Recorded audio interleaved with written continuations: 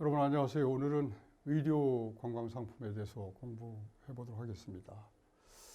오늘 공부할 분야는 대개 네 가지가 되겠습니다. 의료 관광 상품의 개념과 정의, 해외에서 의료 관광이 먼저 시작됐기 때문에 동남아 등의 사례, 그리고 우리나라 의료 관광이 지금 어디까지 와 있는지, 그리고 의료 관광 사례와 마케팅 과제는 무엇인지 등에 대해서 알아보도록 하겠습니다. 먼저 의료관광의 개념입니다. 의료관광이라 하면 의료 서비스가 물론 근간이 되고 있고 여기에 휴양거래죠. 그리고 문화활동이 합쳐져서 의료관광 상품으로 개발되어 판매되고 있습니다. 다시 한번 정리하면 의료 서비스와 휴양 레저, 문화활동이 결합된 새로운 관광 형태를 우리가 의료관광 상품이라고 얘기를 하고 있고, 가격과 의료 기술 경쟁력을 갖춘 아시아 지역 관광지에서 매우 활발하게 상품이 개발되어 판매되고 있습니다. 의료관광 상품이 등장되게 된 배경은 1998년도에 아시아 지역 환란 위기가 있었는데, 이때 병원에 그 새로운 안정적 수입원이 모색된 태국의 범룽라드 병원이 대표적인 사례가 되겠습니다. 홍콩은 전통적인 중국 한방을 중심으로 해서 의료 관광이 발달되어 와 있고, 서양 문명이 일찌감치 받아들여진 말레이시아와 싱가포르는 양방 위주의 의료 관광 상품이 개발되고 있는데, 정부에서 강력한 그런 지원을 해서 민간 의료 관광 추진단이 영위되고 있습니다. 대부분 이런 나라들은 정부에서 강력한 그런 지원을 하고 있고, 거기에 맞춰서 민간 부분이 대응해서 활발하게 의료관광 상품을 개발해서 판매하고 있는 그런 상황입니다. 의료관광은 크게 양방과 한방 두 가지로 나눠집니다. 양방은 여러분들 잘 아다시피 이 과학적인 지식을 기초로 해서 대증요법으로 치료하고, 따라서 즉각적으로 효과를 볼 수가 있는 그런 경우입니다. 증상을 병명으로 파악해서 증상을 완화하는 증상 완화 대증요법이 양방의 대표적인 경우라고 볼 수가 있는데, 태국, 싱가포르, UAE, 남아공 이런 나라들이 양방 의료관광 상품을 판매하고 있는 대표적인 나라들이 되겠습니다. 두 번째는 우리나라, 중국, 인도를 중심으로 해서 한방 의료관광 상품입니다. 음양이론에 근거해서 이 몸의 약한 부분을 보호하는 그런 치료 방법입니다. 따라서 이 환자들이 이 치료 효과를 즉시 느끼지 못하는 그런 단점이 있고요. 치료 효과가 굉장히 완만하고 생리나 병리 등의 현상을 과학적으로 쉽게 설명할 수 없다는 그런 단점이 있고, 중국, 인도, 우리나라가 대표적인 나라들이 되겠습니다. 아까도 잠시 말씀드렸지만 의료관광 상품은 동남아 국가가 선발 국가입니다. 그중에서 태국이 가장 대표적인 국가인데, 태국은 그 의료관광 외에 관광 자원이 굉장히 풍부하고, 또 태국 자체가 그 웰니스를 대표하는 그런 관광지로 알려져 있습니다. 그래서 장기여행이나 이 건강 서비스 목적으로 태국을 입국하면 최장 1년짜리 무비자 제도를 실시하고 있고요. 대형 민간병원이 경영과 의료를 분리해서 소위 민영화하고 있습니다. 그래서 선진국 수준의 의료 서비스를 굉장히 저렴한, 상대적으로 굉장히 저렴한 가격으로 제공하고 있어서 태국이 굉장히 경쟁력 있는 의료 관광 국가로 알려져 있습니다. 싱가포르 역시, 싱가포르는 여러 방면에서 국제화의 선두를 달리고 있는 그런 국가죠. 그래서 독립병원의 일부를 외국인 환자만 전문적으로 유치하는 그런 제도를 운영하고 있고, 싱가포르 자체가 전부 무비자고요. 그렇죠? 그다음에 세금도 내지 않는 비관세 지역이고, 또 의료관광 병원에 대해서 재정적 인센티브를 지원하는 그런 강한 인센티브 제도를 운영하고 있습니다. 그래서 싱가포르 자체에서 마케팅을 적극적으로 전개를 하고 있고, 또 유통 과정의 투명성과 가격 경쟁력이 굉장히 강한 거로 되어 있습니다. 인도는 잘 알려진 대로 ICT의 강국입니다. ICT와 의료를 묶어서 의료공항 서비스의 경쟁력을 가지고 가는 그런 나라의 대표적인 사례인데, 여기도 역시 정부가 적극적인 지원 정책을 펴고 있어서 영어 커뮤니케이션 문제가 없고, 또 의료비가 굉장히 좀 상대적으로 저렴하고 대기 시간이 짧은 그런 강점을 가지고 있습니다. 특히 원스톱 서비스로 유명한 게 인도의 의료공항 상품입니다. 앞에 설명한 나라들의 그 의료공항이 왜 성공했는지를 좀 살펴보도록 하겠습니다. 태국 같은 경우는 차별화된 틈새 시장 공략으로 고부가가치 의료공항 상품을 창출하고 있고요. 그 다음에 태국 자체의 의료 서비스가 굉장히 공신력 있는 그런 국제적인 인증을 가지고 있습니다. 또 의료, 건강관리 서비스, 허브 이런 것들이 동반해서 성장하고 있는 대표적인 나라가 되겠습니다. 싱가포르 경우는 경쟁 시스템 평가 도입을 통해서 의료 서비스를 고급화해서 전달하고 있고요. 특히 해외 네트워크 구축을 통한 의료 서비스를 굉장히 고급화하는 특징을 가지고 있습니다.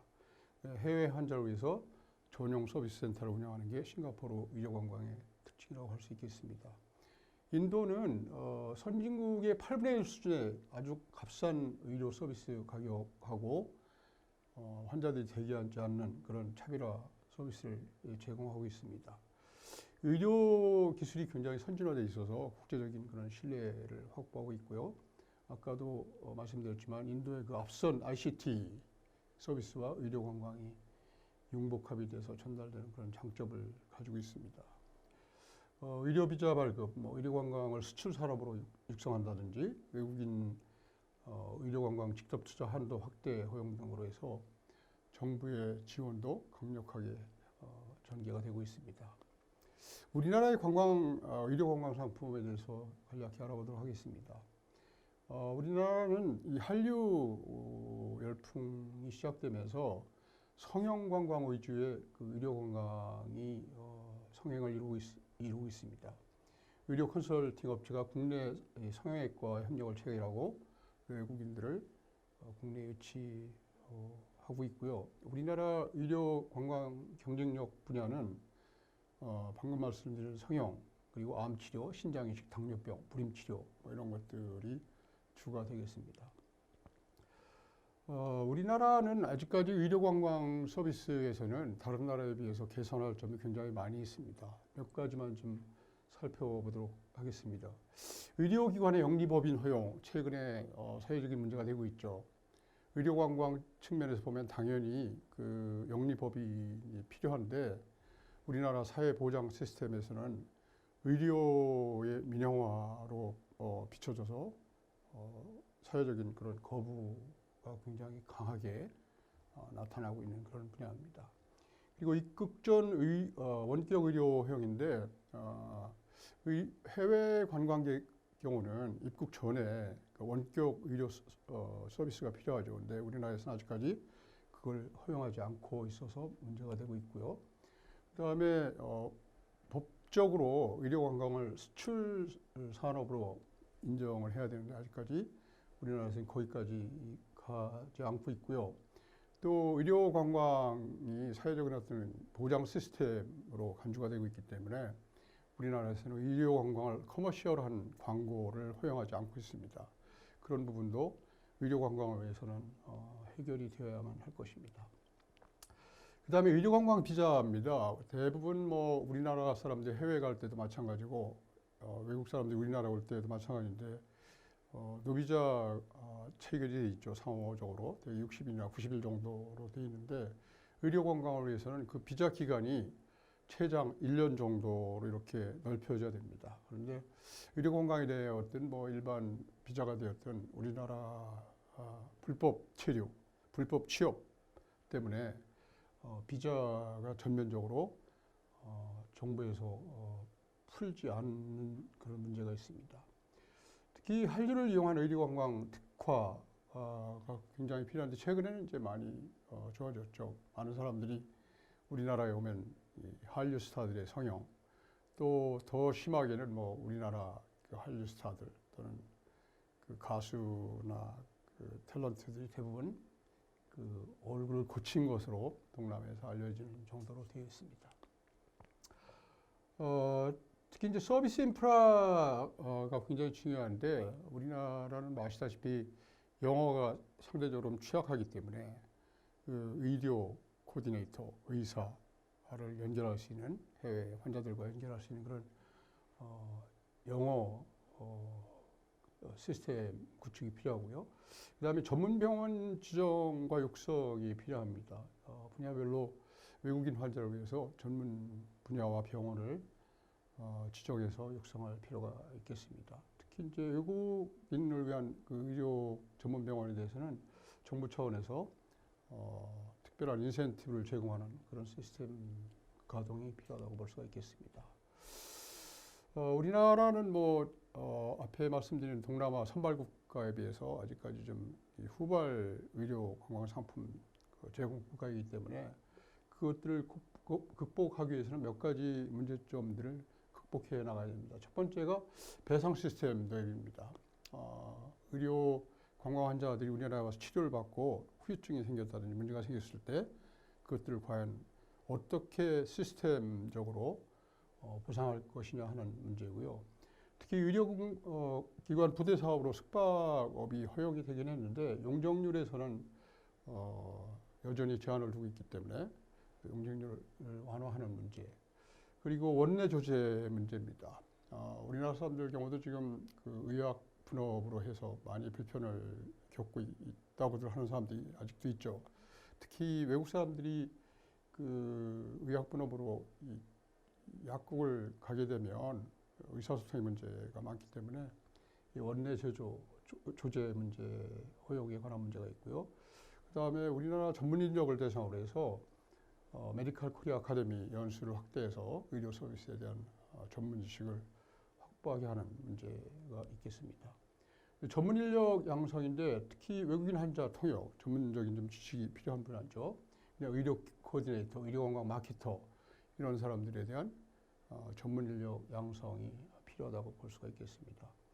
그 다음에 의료기관별 외국인 환자 수용성 평가인데 뭐 외국인 환자 통역, 코디네이터, 마케터 등이 어느 정도의 그 외국인 의료관광 기관에서 역할을 하고 있는지, 어느 정도의 그 인프라가 갖춰져 있는지 이런 것들을 평가할 필요가 있다고 보겠습니다. 그 다음에 아까도 잠시 말씀드렸지만 비자 제도입니다. 의료 서비스를 위해서는 많은 기간 한국에서 체류해야 되기 때문에 최장 1년까지 비자를 발급해주는 제도 개선 필요하다고 보겠습니다. 우리나라가 의료 관광국가로 성공할 가능성이 매우 높다고들 얘기를 하는데 그 이유는 이런 것들입니다. 우리나라 의료 기술이 굉장히 높아졌습니다. 옛날 같으면 우리나라는 주한 외국인들이 외국 기관 또는 외국에 와서 치료를 받고 있는데 지금은 국내 유수 병원에서 다 치료를 받고 있고요. 그다음에 우리나라 의료 인력이 굉장히 높게 평가가 되고 있습니다. 그리고 우리나라 지정학적 위치가 굉장히 유리하다. 한중일 중간에 껴 있어서. 그다음에 그 외국, 특히 미국 등에 비해서는 의료 수가가 굉장히 낮은 거로 아직까지 평가가 되고 있고요. 또 교통, 수송 인프라가 우리나라는 잘 갖춰져 있는 편입니다. 그다음에 높은 수준의 의료 관련 바이오 산업도 우리나라가 장점이고요. 잘 갖춰진 의료 제공 체계 이런 것들 때문에 우리나라 앞으로 이 동남아 이 선발 국가들을 제치고 의료 관광 국가로 도약할 수 있는 그런 기반이 잘 마련되어 있다고 볼 수가 있겠습니다. 2020년까지 우리나라가 세계 4대 의료 관광 국가로 발돋움할 수 있다 이렇게 전망이 되고 있습니다. 아까 말씀드린 그런 여러 가지 이 강점들 때문에 2020년까지는 우리가 세계 4대 의료 관광 수출 국가가 될 수 있다 그런 전망을 내놓고 있습니다. 특히 그 스파가 의료 건강 서비스에 굉장히 중요한 역할을 하는데 뭐 옛날에 로마가 목욕탕 때문에 망했다 그런 전설이 있지만 하여튼 스파 시장이 국내적으로 굉장히 커지고 있고 우리나라 국내 시장, 스파 국내 시장도 굉장히 급격하게 커지고 있습니다. 우리나라 의료건강 상품 마케팅 과제를 몇 가지 정리해 보겠습니다. 우리나라가 비교적 그 의료 기술이 뛰어나고 또 가격 경쟁력을 또 뭐 미국에 비해서 굉장히 월등한 데 비해서 이런 것들이 해외에 잘 알려지지 않고 있습니다. 그래서 이런 것들을 어떻게 잘 알리느냐 하는 그런 과제가 있고요. 의료관광 초기에는 정부의 강력한 지원이 필수입니다. 그래서 정부에서 강력한 의지, 또 세제, 인센티브 이런 것들을 가지고 의료관광을 강력하게 지원할 필요가 있습니다. 특히 의료관광에서 선발 국가인 싱가포르, 태국, 필리핀 이런 나라들과는 우리가 좀 차별화해서 나가야 될 것 같습니다. 그쪽에서 잘하는 부분들을 우리가 피하고 우리가 잘할 수 있는 부분에 대한 니치 마켓을 발견해서 경쟁해 나가야 될 것 같습니다. 의료관광은 뭐 의사를 중심으로 전개되는 거지만 이 관광공사나 뭐 의료 전문 여행사 그리고 컨설턴트, 뭐 병원, 정부 등이 다양하게 협력해 나갈 필요가 있다고 보겠습니다. 여기 있는 연도별 그 의료관광 실적은 비교적 좀 자료가 교재에 맞춰서 되어 있기 때문에 조금 좀 낡은 자료입니다. 그냥 참고하시고 최근 자료를 인터넷에서 찾아보시는 게 좋을 것 같습니다. 의료관광의 흐름도입니다. 의료관광은 뭐 대개 여기 있는 대로 6가지 단계로 전개가 되는데 서비스의 프로세스를 얘기하는 거죠.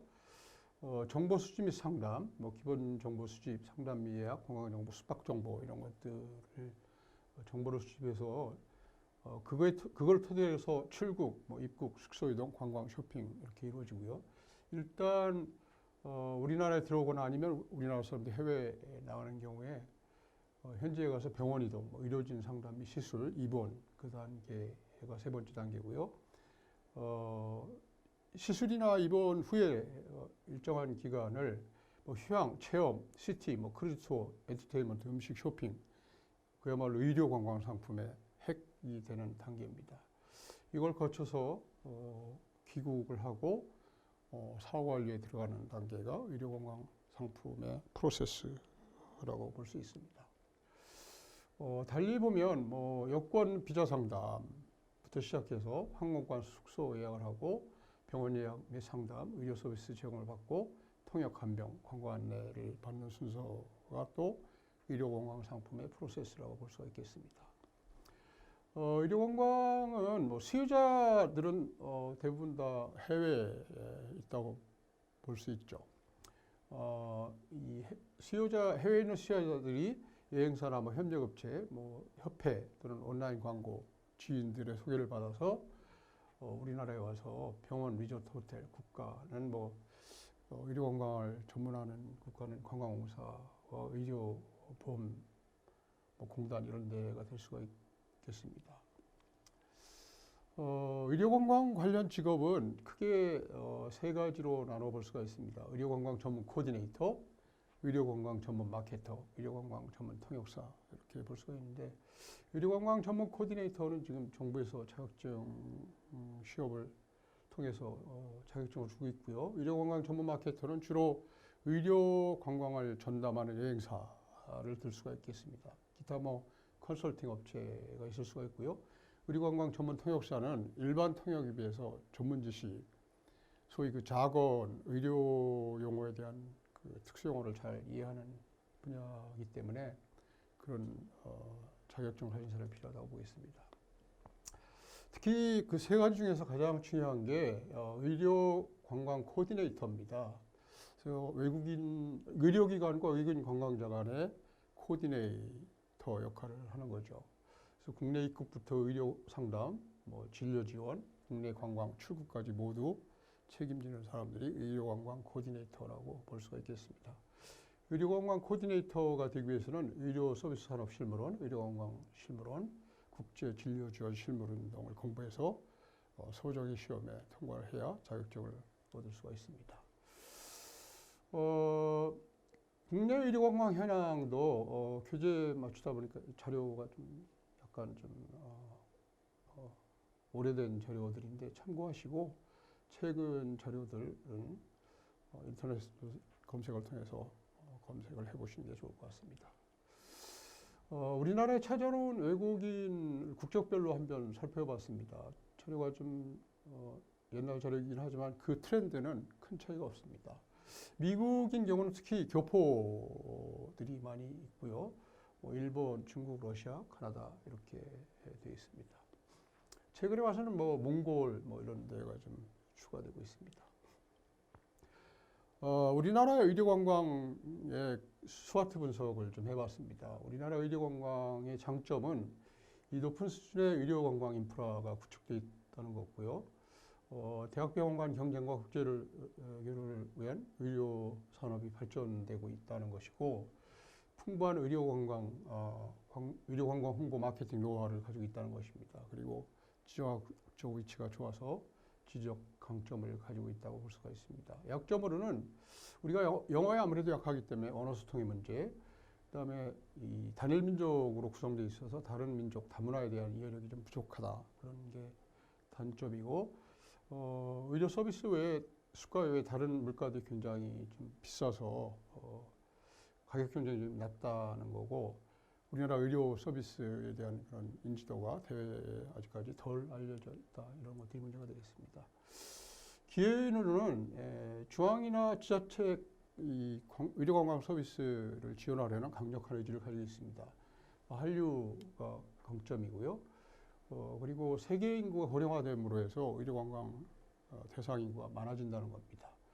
또 아시아 국가들은 이 정치적인 불안, 자연재해 이런 것들이 겹치면서 상대적으로 우리가 혜택을 좀 갖고 있는 그런 면이 있습니다. 위험 요인으로서는 동남아 아시아 국가들이 우리보다 먼저 시장을 선점하고 있다는 거고, 또 나라별로 우리나라뿐만 아니라 국가적인 지원이 굉장히 강하게 전개되고 있다는 걸 들 수가 있겠습니다.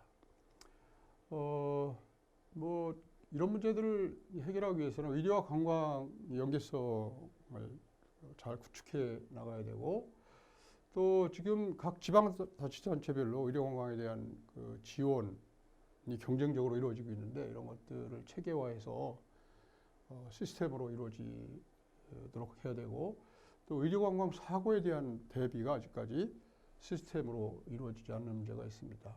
그다음에 이 브로커들, 특히 인정되지 않은 브로커들이 많이 활동하면서 의료관광 사고나 의료관광의 질을 떨어뜨리는 그런 문제들이 있습니다.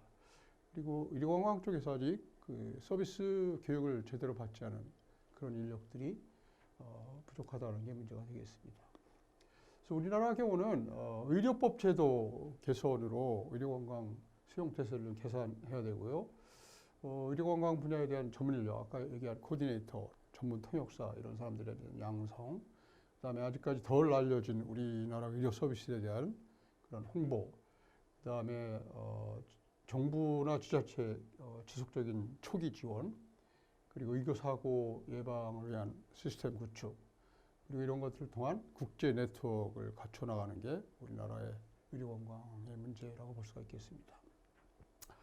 특히 그 의료관광이 의료관광 상품 쪽에서만 보면 반드시 민영화해서 대형화되는 그런 시스템을 구축해야 되는데, 아직까지는 사회 문제, 사회 시스템, 어떤 복지 문제와 충돌을 해서 투자 비용은 또 이런 것들이 제도적으로 뒷받침이 되지 않은 그런 상태인데, 이런 것들에 대한 어떤 그 기반 마련이 굉장히 시급하고 중요한 과제라고 볼 수가 있겠습니다.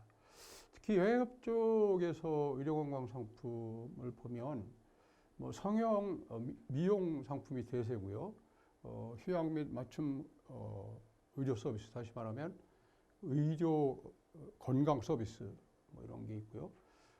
한시적으로 특별 의료관광 상품을 개발해서 판매하는 이런 유형들이 있을 수 있겠습니다. 다른 나라의 의료관광 현황을 앞에서 좀 살펴봤기 때문에 살펴보지 않은 나라들만 좀 추가로 알아보는 걸로 하겠습니다. 예를 들어서 중국 같은 경우는 상해 국제의료특구라는 걸 만들어서 여의도 면적의 4배 정도의 면적으로 운영이 되고 있고요. 뭐 미국 하버드라든지 독일 하노버대 이런 데서 잘 나가는 병원들과 합작해서 건설 병원을 운영하고 있습니다. 뭐 세계적으로 유명한 암센터, 뭐 서울병원, 부인과 병원 이런 병원들하고 손잡고 외국 환자들을 치료하고 있습니다. 대만 역시 의료 관광에 대해서 굉장히 그 정책 지원을 하고 있는데요. 옛날에 이제 미국에 거주하는 화교들이었지만 최근에는 중국 본토에 있는 환자들을 대상으로 유치를 해서 판매를 하고 있습니다. 그다음에 말레이시아도 일찍이 영국 그 문화를 받아서 의료 관광이 굉장히 앞선 나라고요. 이 페낭은 일반 관광지로도 굉장히 유명한 지역인데 여기 오는 여행자의 20%가 의료 관광 혜택을 받고 가는 정도의 의료 관광이 활성화되어 있고 정부도 적극적으로 지원을 하고 있습니다. 두바이도 그 의료 관광에 중점을 두고 있는 그런 나라 중에 하나입니다. 헬스케어 시티라는 지역을 조성을 해서 18억 달러나 좀 투자하는 그런 계획을 가지고 있고요. 뭐 건강 클릭이나 뭐 외래 환자 진료 암센터, 건강 진단센터, 온천 헬스 클럽 이런 것들을 종합적으로 운영을 하고 있습니다. 관광 상품, 의료 관광 상품 사례를 한번 좀 만들어서 살펴보도록 하겠습니다. 여러분들이 여기서 공부하는 건 그 좀 한계가 있어서 실제로 상품을 기획해 봐야만 할 것입니다. 그렇지만 대략 이런 정도로 상품을 기획할 수 있구나 하는 아이디어만 제공하는 차원에서 살펴보도록 하겠습니다. 의료관광 중에서 테마를 허준, 너는 내 건강 이렇게 잡아서 상품 기획을 한번 해보았습니다. 이 허준, 너는 내 건강, 이게 한방이죠. 이 중국의 한방이 아니라 우리나라의 한방을 얘기합니다. 옛날에는 여행이 되게 단순 자연 관광이었다면 최근에는 문화관광, 생태관광, 크루즈관광, 모험관광 이런 식으로 참여 관광으로 상품이 좀 변화되어 왔었습니다. 그런데 최근에는 의료관광 등으로 아주 상품이 특화돼서 관광객들에게 제공이 되고 있는 그런 상황입니다. 그 한의학이라면 원래는 중국에서 본 한의학을 한나라 한자의 한의학을 얘기하는데 우리나라 한국 한자를 이용해서 순수하게 한방이 우리나라에서 제공이 되고 있습니다. 우리나라 순수한 한방의 대표적 학자들은 뭐 허준, 이재마, 정약용 이런 분들이 있고 특히 허준은 뭐 드라마로 제작이 돼서 굉장히 유명해진 분이고 동의부감으로도 유명합니다. 경기도 양천 출생인데 지금으로 얘기하면 서울 양천구 목도 쪽을 얘기를 합니다. 허준 목동이 아니고 가양동이군요. 허준 박물관이 서울특별시 강서 가양동에 지금도 운영이 되고 있습니다. 양천구죠. 상품 개발을 위한 환경 분석을 해봤는데 한방 관광 자원이 우리나라에 어떤 정도의 강점을 가지고 있나를 먼저 살펴봤습니다. 무형 자원, 한방은 맥진, 침술, 뭐 사상체질 이런 거는 우리나라 한방 고유의 그런 의료 기술이고요. 유형 자원으로는 뭐 이 한방차, 한방 음료수, 전통 음식, 그다음에 뭐 십전대부터 나는 양념탕 이런 것들이 있고 또 약초, 약용동물, 식물, 광물 이런 것들도 우리나라가 굉장히 강점을 가지고 있고 또 한방 전문 의료 관람 서비스들도 비교적 구성이 잘 돼 있다고 봅니다.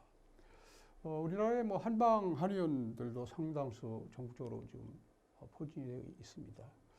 우리가 지금 기획해 본 거는 그냥 여행 기간 2박 3일 또는 3박 4일 대상은 일본, 중국 사람으로 해서 한 번에 한 15명에서 20명 정도의 한방과 관광을 같이 체험하는 그런 상품을 기획해 봤습니다. 가격은 뭐 패키지로 인클루시브로 해서 60만 원 정도고 회사는 가상의 회사를 한번 만들어 봤습니다. 뭐 상품은 일단 숙소에 들어와야 되고요. 그렇죠? 서울에 관광을 하고 이 한방 전문 의료원에서 체질 검사를 하고 약제를 통한 아까 말씀드린 스파 목욕을 하고 제기동의 양념시장 가서 재료를 구하고 특히 한방 삼계탕으로 식사를 하는 그런 일정이 되겠습니다. 인사동의 관광뿐만 아니라 전통 찻집에 들러서 우리나라 전통차를 시음하는 그런 내용이 되겠습니다. 식사도 대나무 쌈밥, 우리 한방 처방의 식사죠. 그다음에 강화도가 세계적으로 유명한 기이죠. 특히 만이산이 세계적으로 유명한 기 수련장입니다. 그것을 방문하는 일정을 포함시켰습니다. 여행 일정은 여러분들이 참고하시면 좋을 것 같습니다. 상품 한방을 상품으로 개발했을 때 일반적으로 우리가 4P 분석을 하게 됩니다. 상품과 어떻게 이걸 알릴 거냐, 그리고 어떻게 이 상품을 유통시키고 이 상품의 가격을 어떻게 정할 거냐는 여러분들이 자료를 참고해 봤으면 좋겠습니다. 특히 한방 상품이 어떤 강점, 약점, 기회, 위험 요인을 가지고 있는지도 여러분들이 참고하시고 추후에 실제로 상품을 계획할 때 모방 또는 참고하시면 좋을 것 같습니다. 예, 오늘은 우리나라 의료관광 상품에 대해서 전반적으로 공부를 해봤습니다. 우리나라보다 선발된 나라들, 동남아 국들의 의료관광 현황도 좀 살펴봤고요. 의료관광을 주제로 해서 의료관광 상품을 실제로 기획해 보기도 했습니다. 다음 시간에는 종교관광 상품 등에 대해서 공부하는 것을 하겠습니다. 여러분 감사합니다.